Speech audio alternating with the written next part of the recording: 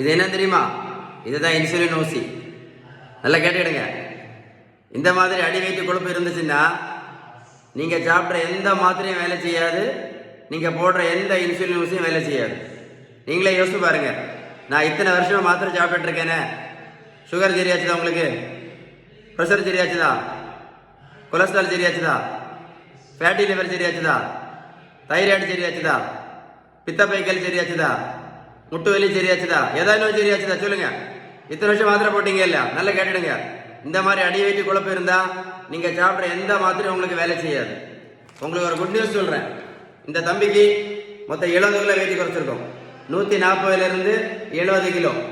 Protein பவுடரும் கொடுக்கல, மாத்திரையும் கொடுக்கல, ஜூஸும் கொடுக்கல, ஊசியும் போட்டு விடல, ரோட்ல போய் ஓடக்குன்னு சொல்லல. டெய்லி காலையில கொஞ்சம் தான் ரோட்ல ஓடுனா 70 கிலோ குறைக்க முடியுமா? நீங்களே யோசிச்சு பாருங்களேன். 70 கிலோ குறைக்க